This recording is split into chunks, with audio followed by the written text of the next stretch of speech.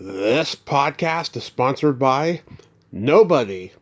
Hey dudes, welcome to Splat from the Past, the only 80s themed horror and sci-fi show where things can get totally radical. Today is the 9th anniversary of Splat from the Past, and as I've said many times in the previous anniversary / milestone episodes, I didn't think I was going to do more than 10 episodes. Today is my 2615th episode, and because of all you listeners and fantastic guests I've had through the 9 years I've been doing this, I can continue on with this, and I'm eternally grateful. Now, today I will be talking to Rebecca Holden. You all remember her as April Curtis on Knight Rider, the classic David Hasselhoff series from the 80s. And she guest starred on a lot of great TV shows as well, including sitcoms. She was on Three's Company, Taxi, Happy Days, Too Close for Comfort. She was on TJ Hooker, the new Mike Hammer. The list goes on and on. You know, she was also in one of the funniest rom-com cult comedies of the 80s, Loverboy with Patrick Dempsey. She's also a singer, she's a Goodwill ambassador, she's been a model. I mean, she's lived a very full life of multifacetedness, and it's going to be great to have her on today to celebrate 9 years of the podcast. And I'm getting pretty excited for this conversation. She's one of the most gorgeous women that we've ever had in show business. Also, rest in peace, John Barber, one of comedy's great treasures. Most people don't remember, sadly. He was so underrated, and he was a brilliantly minded satirist. Thank you so much, sir. You are one of Canada's finest. And if you don't know who he is, go check out the Dean Martin roast for Red Fox. He is on it, and oh my God, he is hilarious. You could not get away with what he said on that episode. I'm not going to even spoil it for you. Go check it out. So yeah, here is my interview with Rebecca Holden, the 9th anniversary of Splat from the Past.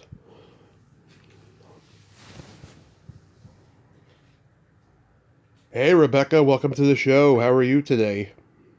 Hi, Tommy. I'm doing great. Thank you. Yes, I can't tell you what a great honor this is. I've been such a fan forever. Thank you so much for being my 9th anniversary guest. This is so wonderful. Oh, bless you. That's so kind of you to say, and I'm honored to be your anniversary guest. Awesome. So I should say congratulations and happy anniversary, and let's make it a special one. I agree. Let's make it a special one. So, going back in time, I know you were originally on the trajectory of music. What age did you start gravitating toward music?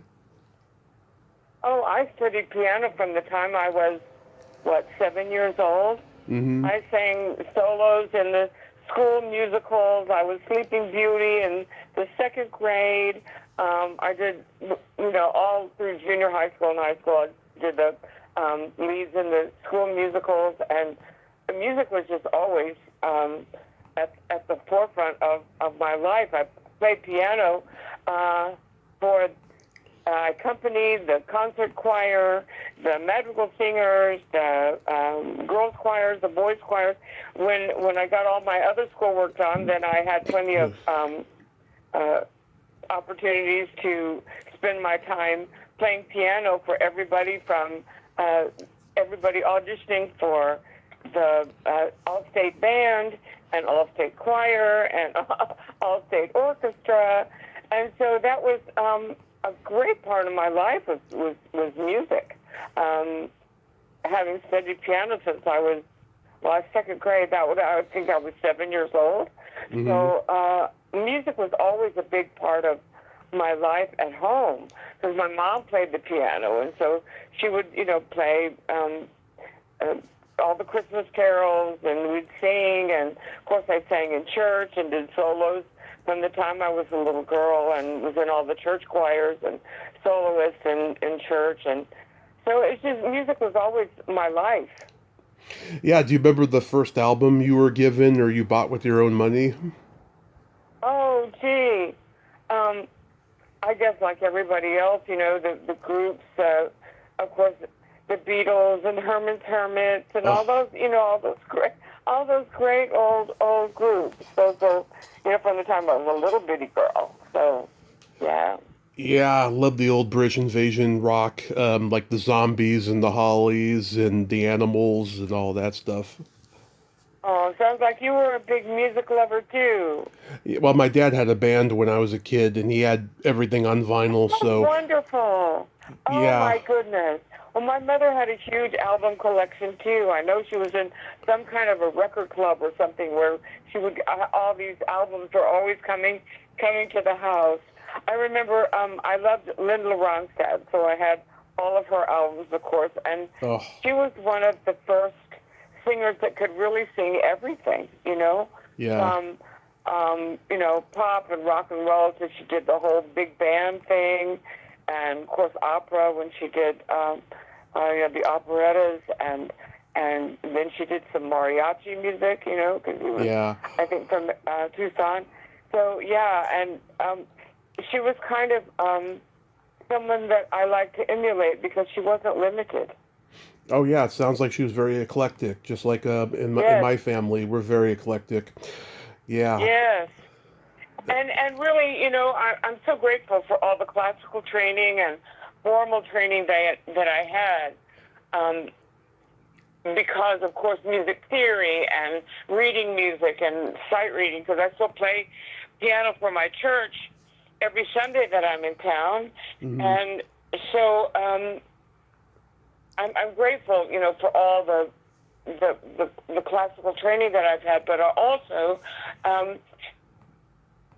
I think when you have your basic technique in singing and studying voice, to be able to mix the classical and the head voice with the more pop technique that you need for whether it's country or even praise and worship singing or the big band stuff. You can't sing those in the opera style. So Hmm. you change your style, but that basic technique is there for you that you can depend on and keeps you vocally healthy Yeah. and not losing your voice, with hours on the road and travel and all of that. So yeah, I'm grateful for all of the training that I had. Do It you, served me well. yeah. Do you remember the first concert you ever attended? Oh, gee. I remember, I believe it was like a battle of the bands, and there were all kinds of local bands that came in, and it was an all-day affair, and I just had a ball, because as a little girl, you had curfew, so you couldn't stay out late, but that was fun. It was like a whole weekend thing, yeah.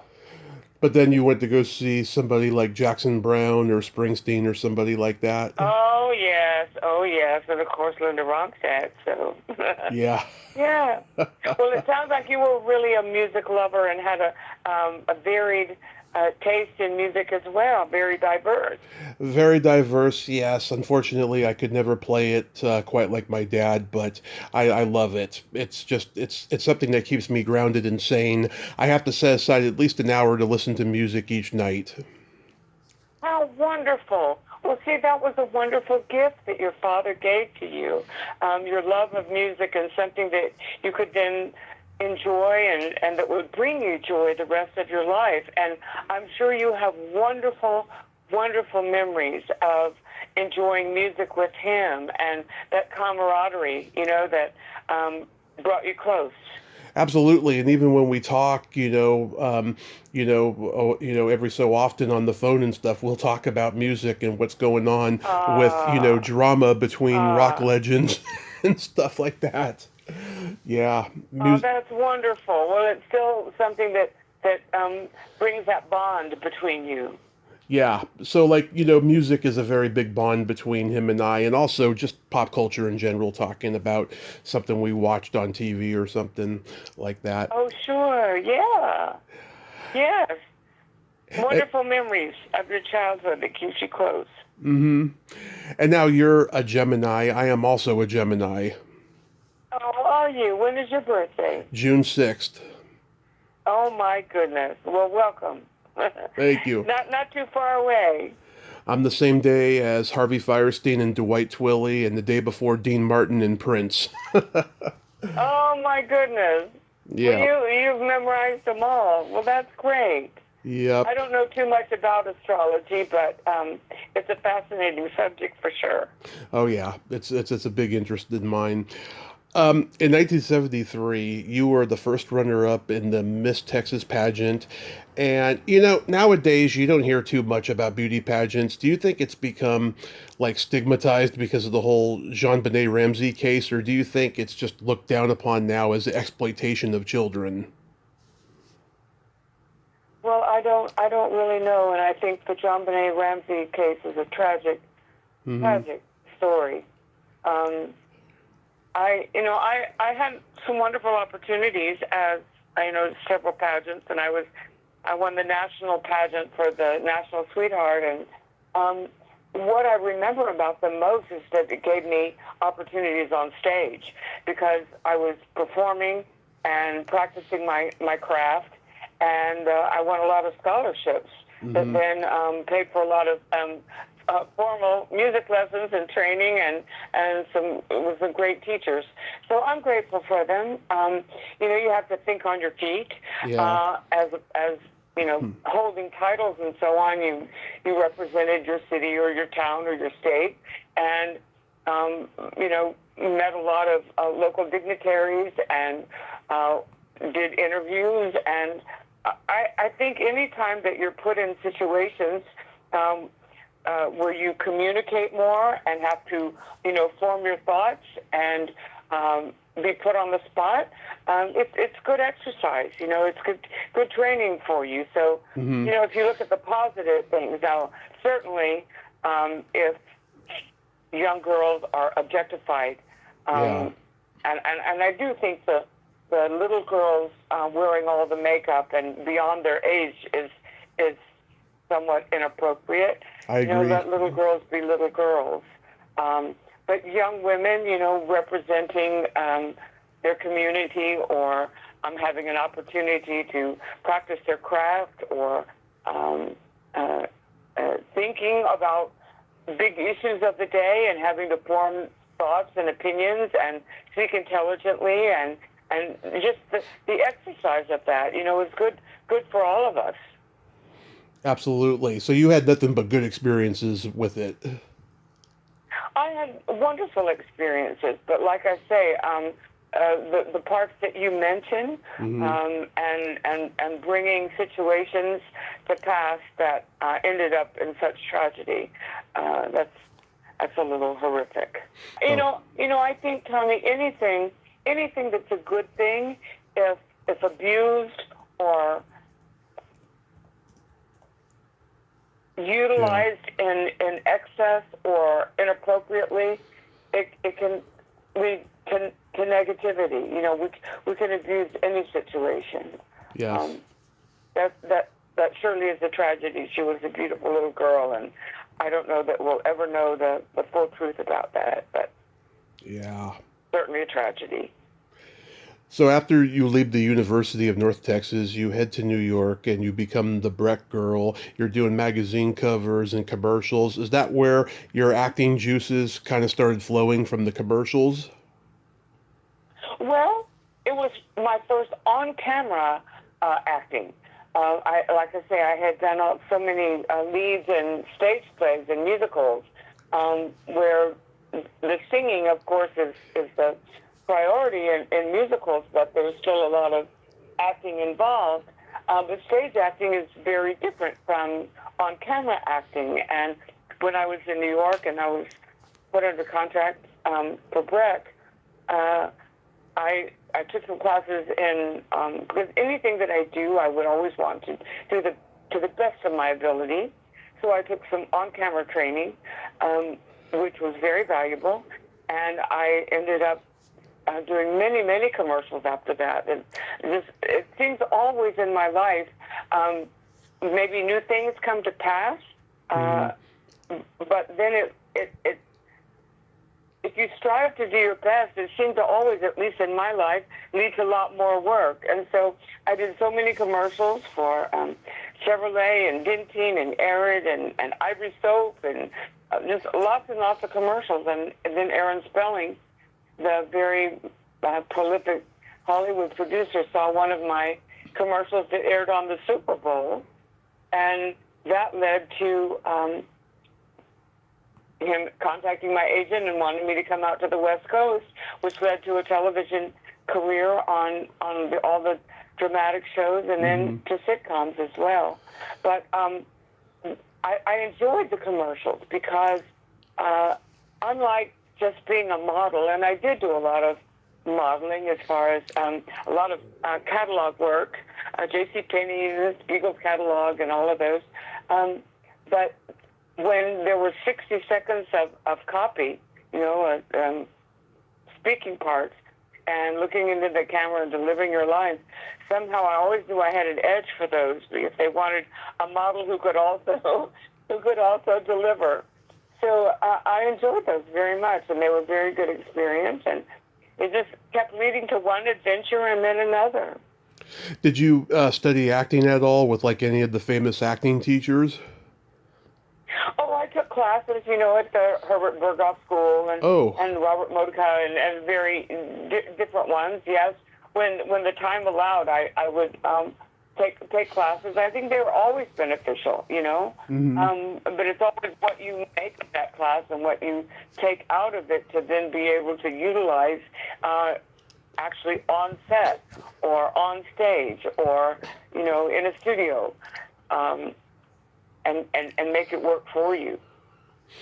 Yeah, did you have any classmates in those acting classes that we would know? Oh, I'm sure I did. I don't remember now, but there were a lot of students there who just, were professional students and never got out into the world and started acting. And I made a lot of friends. I enjoyed the classes, mainly for the friendships and the camaraderie of working together and exploring a scene together, and I enjoyed them a lot. Oh, that's awesome. So you made your sitcom debut on Three's Company. I've seen every episode 100 times since I was a kid. I love that show. Well, you've obviously done your homework. I'm very impressed. Yes, I love doing Three's Company. It was fun. And in fact, I think, Tommy, when I look back and I think about it, I always had a flair for the sitcoms. I love doing comedy. And I think, I had even done plays, like in college and silly things for our sorority. And I always enjoyed getting the laugh. Mm-hmm. But I think the sitcoms, well, we shoot them like a regular play. They're not shot like a one-camera shoot like the dramatic shows. You do them before a live audience, on a stage with, like risers, that where all the audience is there. Mm-hmm. And it's all about the timing. So I think the musical training or the musical experience and the rhythm is such a part of getting the actual laugh. It's whatever syllable that the punchline falls on. I think that's why that I love doing it so much, and it was so rewarding because when the rhythm is just right, the timing is right, and you land the laugh, it's glorious. And then of course I would change the audience and bring in a second audience so that the second audience hadn't heard the jokes before. Yeah. So they were fresh, so they would have a laugh track. But yes, I think I loved doing the sitcoms the most of all. Yeah, and I did a lot of them, fortunately. Oh yeah, we're going to talk about a lot of these. John Ritter, though, oh my God, he was a genius. Amazing. Yeah. We lost him far too soon. He was brilliant.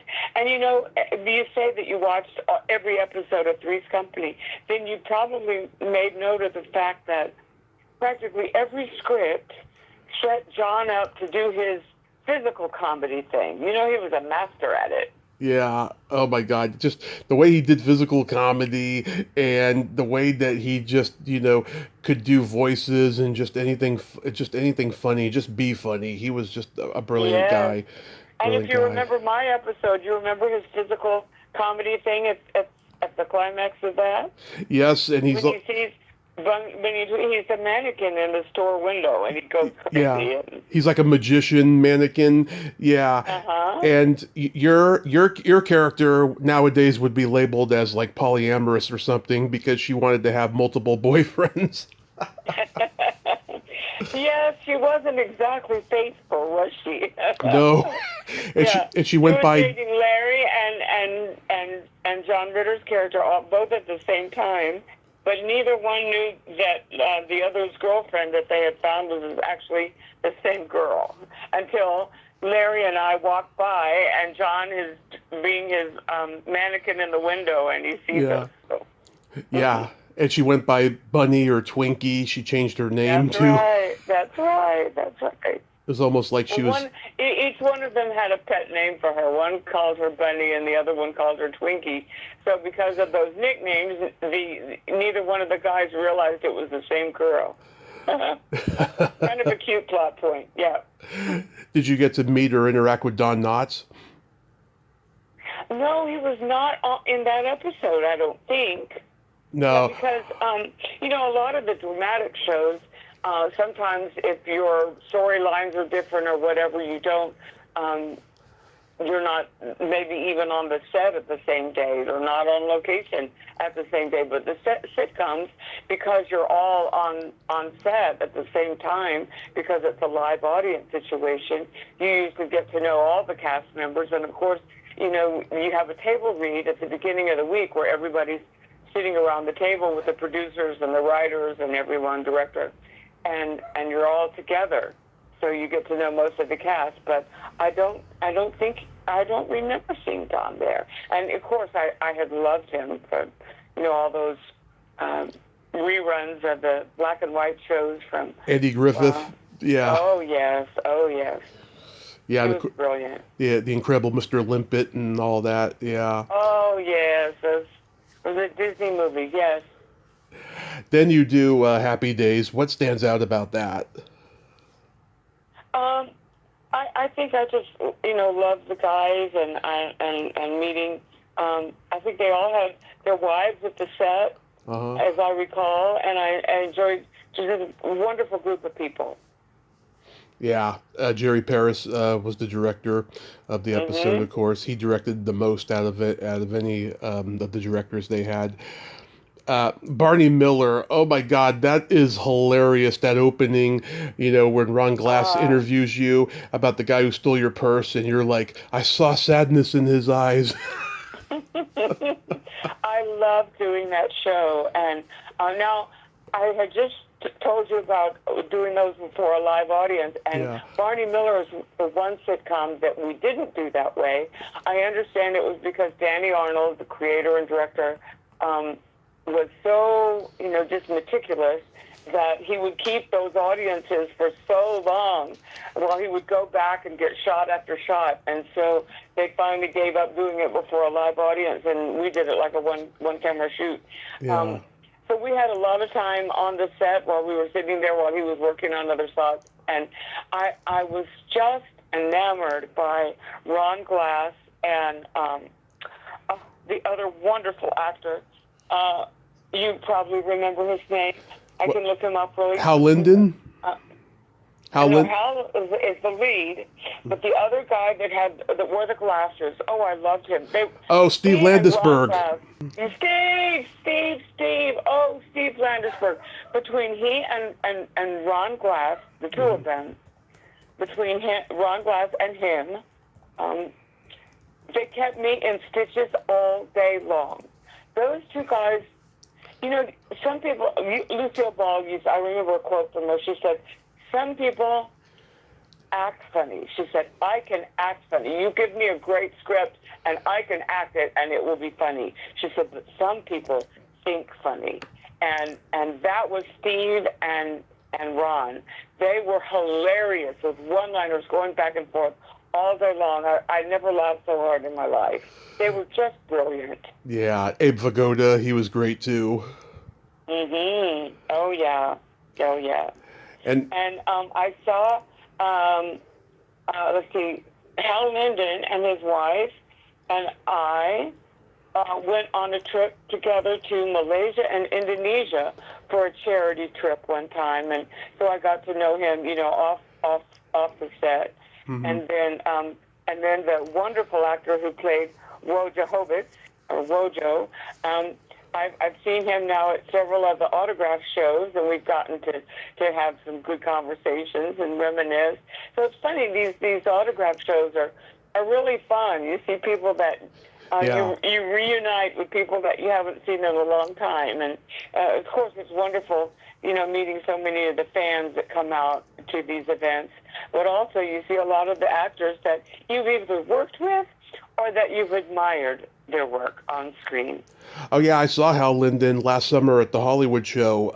Sadly, oh, did you?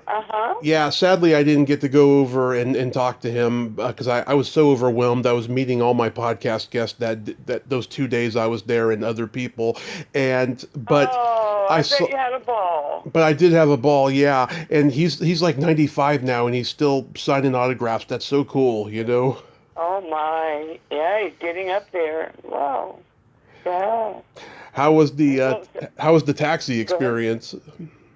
Oh, I love doing taxi. Yeah. I worked with Tony Danza mostly in all of my scenes, mm-hmm. and we just had a wonderful time. He's a terrific person, yeah, as well as a great actor. He seems like a nice person. He's an amazing singer and tap dancer as well, so he's well-rounded. Oh yeah, he's doing a show now where he's singing. Mm-hmm. He's doing he's like touring around doing music. I think that's so cool that he's doing that. Yes, and I want to go see his show. So if you see where he's performing locally anywhere, please let me know. You have my number now. Absolutely.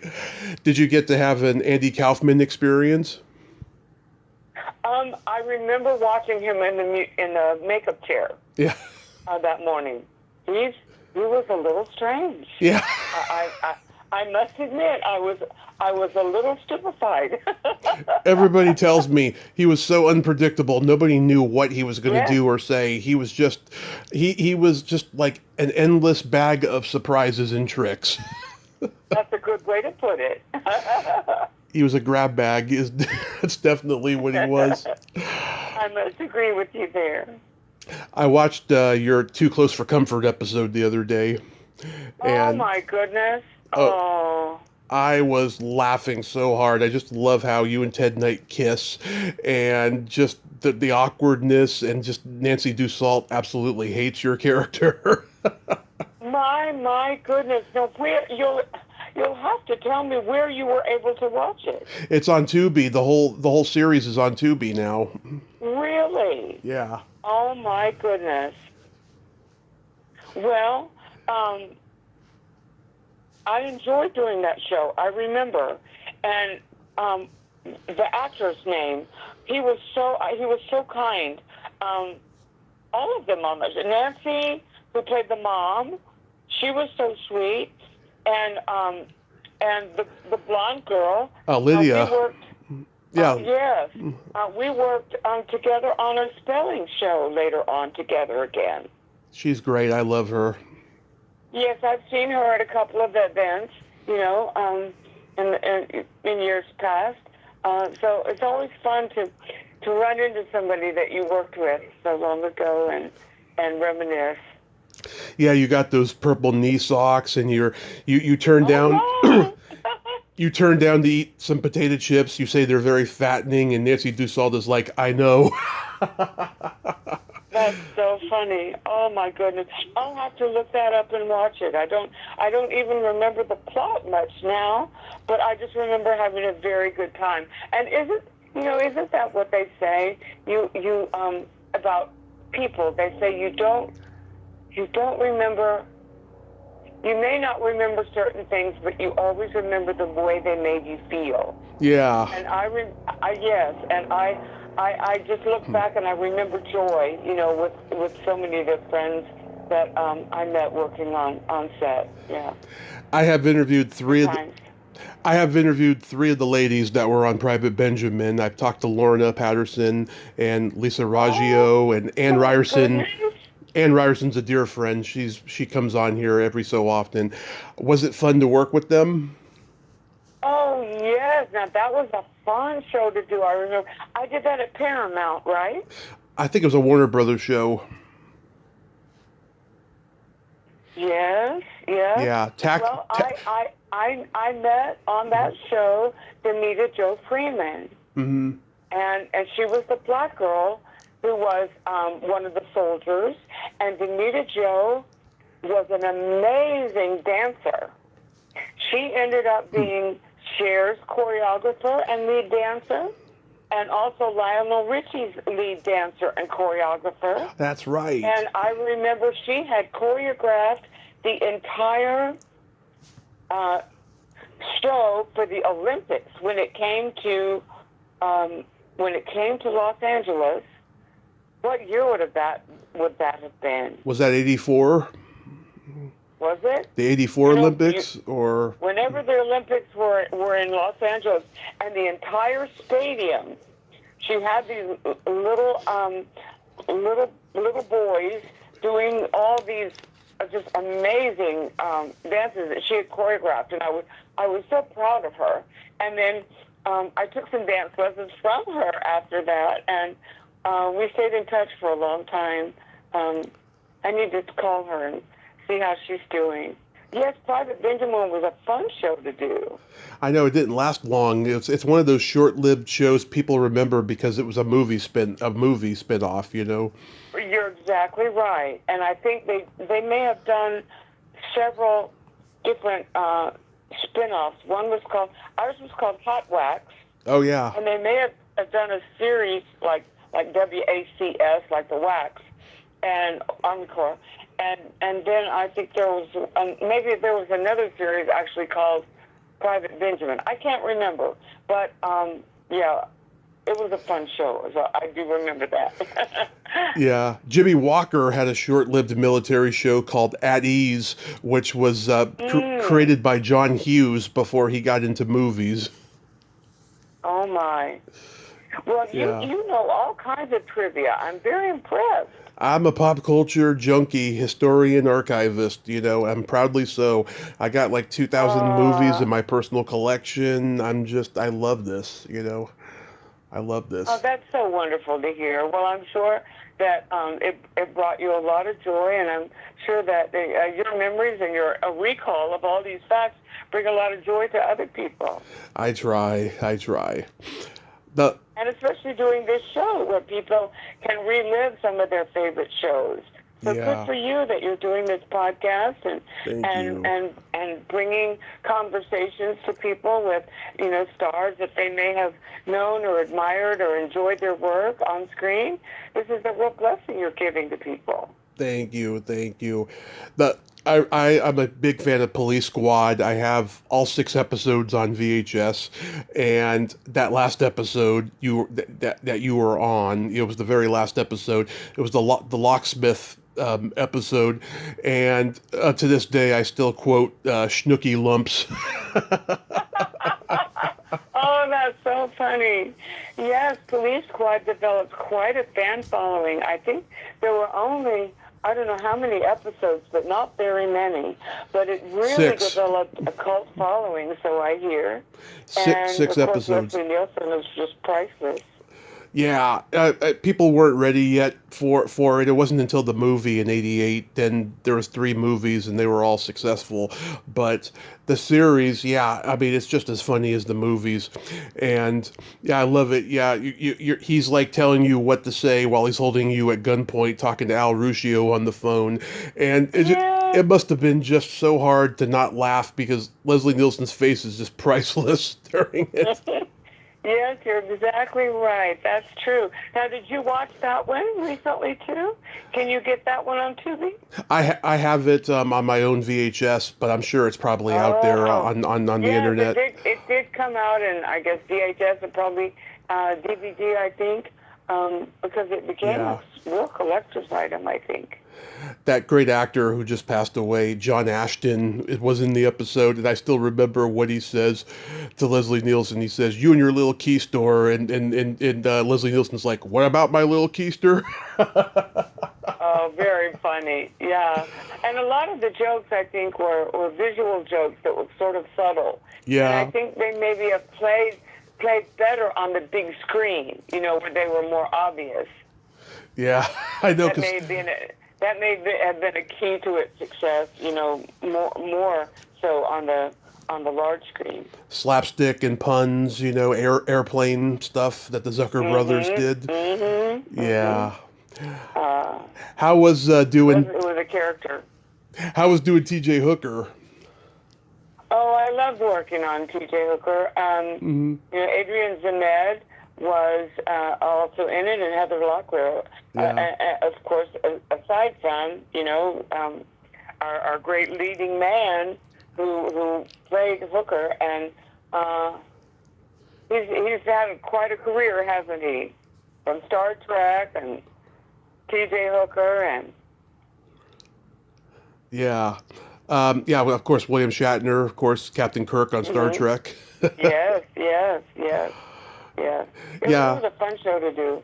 That was, and the bad guy, the guy that had me at gunpoint in the car. Robert Davi. Yes, he's a singer. Yeah. And I've come across him as a singer out here in L.A. as well. So, but that was the first time we had met, was when he held me at gunpoint on that episode. Yeah, he plays like a Latino. He plays a good bad guy. He does. Oh yeah, his whole career has been bad guys mostly, except for when he was on The Profiler. On The Profiler, he was a good cop on that show, but he's mostly been bad guys, and he plays a Latino bad guy in this episode. Yeah. He was rather threatening. Made it real for me. So I know you do all these conventions and car shows, and Knight Rider has continued to have such an amazing cult following. Are you amazed at how much of longevity this show has had? Oh, I think everybody is. Of course I am, Tommy. It's really. I mean, when you think of the millions and millions of shows that are produced and made and shot, and then you think, why does one stand out that it would have such, as you say, longevity and fans still to this day? There are so many fan groups around the world for this show.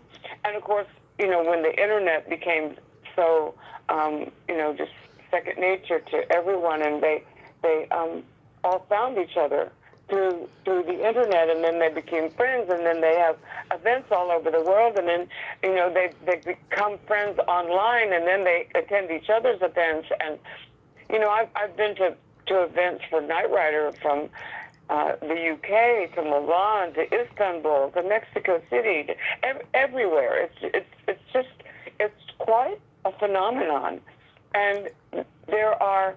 Oh, I think in the UK there were 70,000 people at an event.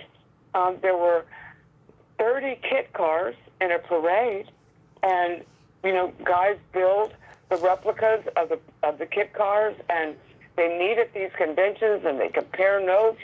Some guy has his completely decked out, with the full lights and the dashboard, and now they have so much AI that Kit can carry on a conversation with you. He doesn't just have recorded lines to be said at random, but he can actually carry on a conversation. It's just remarkable. And then you'll have another guy who's just starting out. He just got he found a Trans Am that he's going to start to deck out. And it amazes me because of the friendships that are forged in this hobby, and they call it the Knight Rider hobby, that there's just so much wonderful collaboration on the building of the cars, and it's not competitive. You know, the guys that are more experienced or that have a fully decked out car will be over helping somebody that's a brand new and just starting out, and it's a wonderful, wonderful thing to see. You know, the theme of the show was one man can make a difference, and I actually see that play out. You know, with people's character and integrity, and how they try to live up to the theme of that show that was so inspirational to them. And they want to embody that theme and go out into the world and make a difference, you know, starting with them. And some people have made differences in this world in a variety of remarkable ways. And I get to hear about those things. And I think that's one of the things that I enjoy most about going to these events, is that people come up to me and they tell me how the show, what it meant to them and how it inspired them to go out and to make a difference in whatever way. And I get to hear the most amazing stories.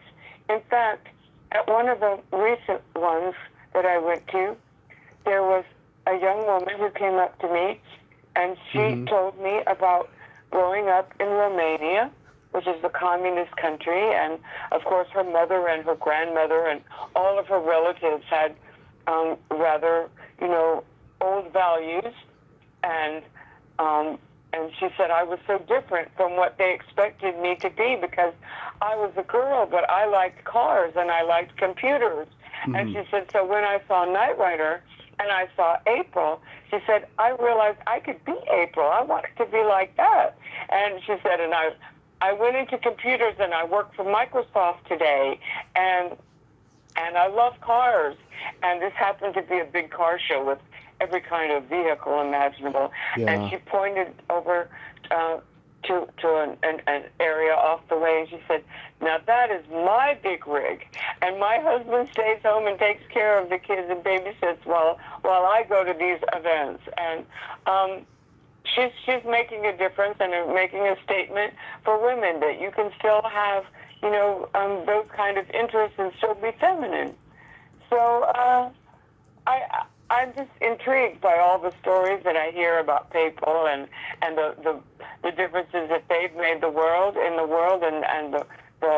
the marks that they've made in the world, and it inspires me. And so to make a long story short, the answer to your question is yes, I'm amazed every day at how this show is still inspiring people and still bringing those old-fashioned values back.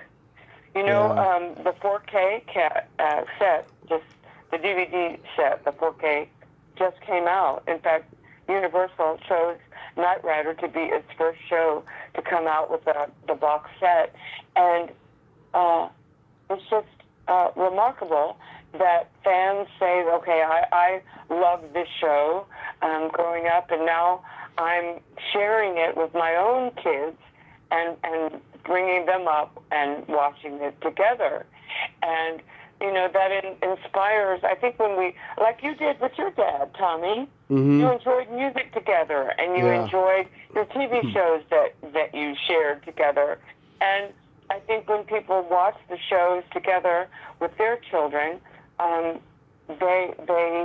it inspires conversations, and it inspires discussions about values and about morals and integrity and character, and you know, the values that you want to instill in your children, so that they can go out into the big old world and make a difference in life, and you know, live as a good, godly person.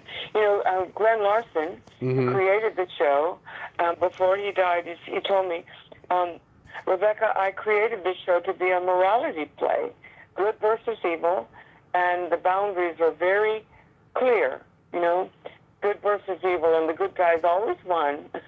So that's, you know, I think they maybe were simpler times, and I like to say sometimes the lines between good and bad are somewhat blurred these days, and it's a secure feeling going back to those days when maybe things were a little more simple. Oh yeah. Did you get to meet or know Richard Basehart before he passed?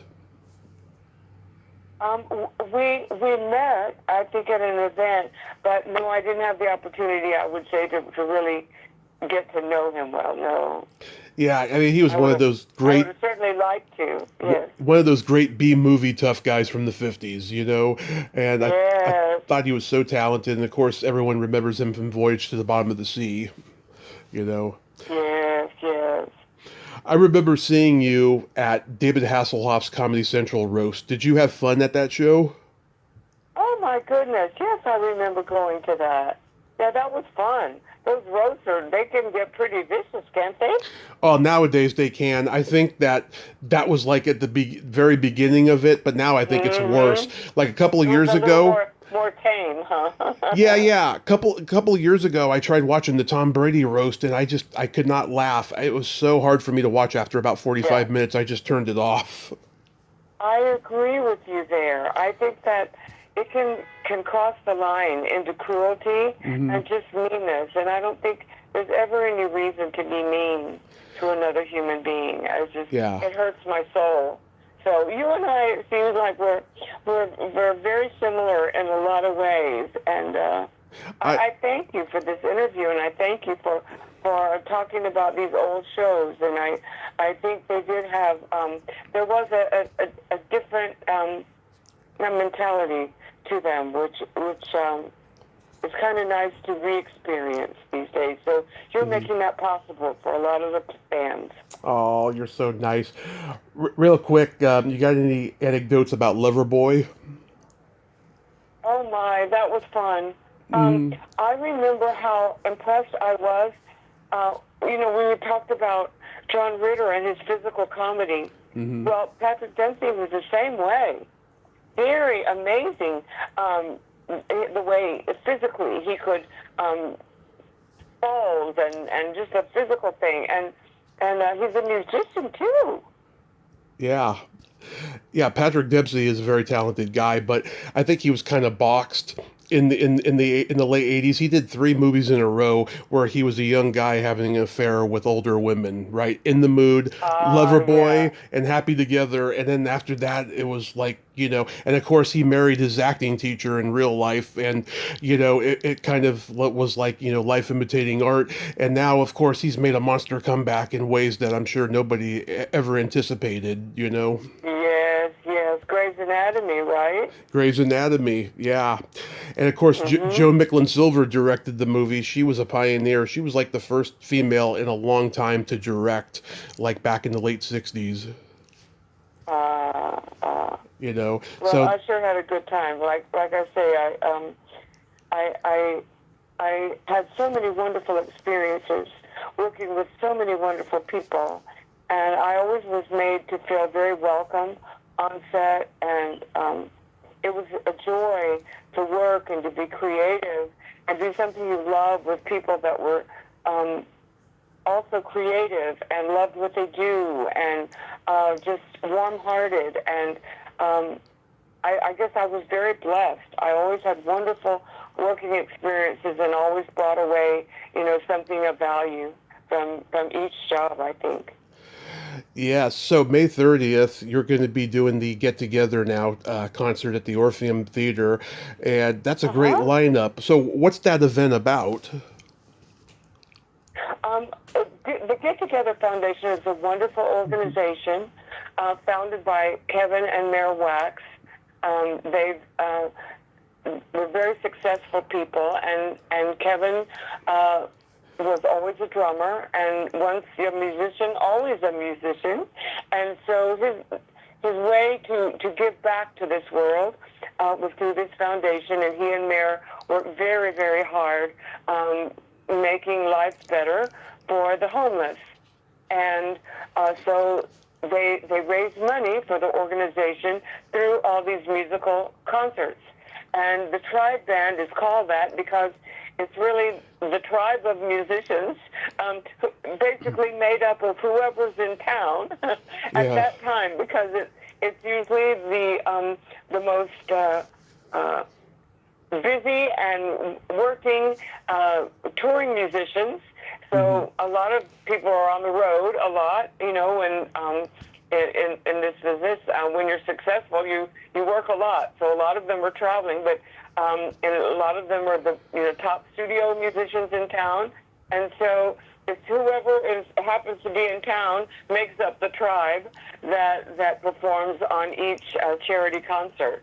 But the money certainly goes to wonderful causes, and now they've added on to the work for the homeless and building shelters and equipping them. And of course, we do concerts for at Christmas, and now they've added music lessons for the kids. So it's a wonderful, wonderful organization, and I'm always happy to be a part of it and to lend my time to that.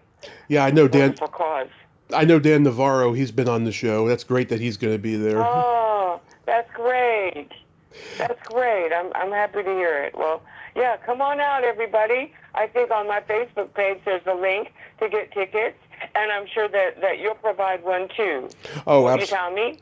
Oh, absolutely, of course. Oh, great. And do you have an upcoming, TV or movie role or convention appearance you'd like to mention? Oh, yes. I'm going to be doing the big RetroCon and also Chiller. Both of those are on the East Coast. I'm doing another big one in July in Kansas. I was cast as the mayor of Los Angeles in a show called Vice Squad LA, and just busy times coming up, that's for sure. Yeah. The RetroCon, I should tell all the Knight Rider fans about, especially. You probably are familiar with RetroCon. It's a very big I've heard of it. Show.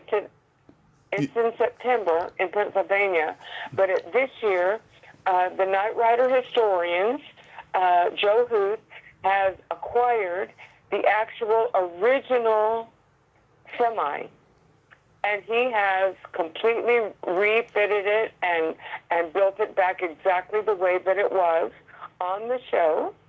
And so he is going to be unveiling it and revealing it for the first time at RetroCon. So I will be there, and walking into it, it will be exactly like it was on the set when I was in it at Universal. Oh, that is beautiful. So that'll be a real fun time. I hope I get to see you at a con one of these days. But first, I'd like to end this by giving you a compliment followed by a quick anecdote. Every time I've ever seen you in a bikini, I've always thought that you had the belly button of an angel. And oh my goodness! I read an article 20 years ago that said people who have any belly buttons, especially deep ones, are very kind, compassionate, generous, and giving, and they live longer than people who don't have those ones. And you are certainly living proof of that, Rebecca. Thank you so much for being my 9th anniversary guest today. This was wonderful. Well, bless you, Tommy. I think that is a compliment that I've never had. That is definitely a first. Of but course. I'll take it. That's very sweet of you to say. And I think, yes, we all want a long and healthy life and have it filled with friends and family that we cherish. And you are now a new friend of mine, and I will cherish our friendship, and I look forward to having more conversations with you in the future. Again, bless you for putting on this podcast and bringing joy to so many of that era that you and your father loved. Likewise, you are such a charmer. Have a great rest of your day and be safe, Rebecca. Thank you, Tommy. You too. Bye-bye. Thank you. Bye-bye. Well, there you have it. Rebecca Holden, ain't she a sweetheart? Oh my God. That was a great conversation. I enjoyed just every moment of that.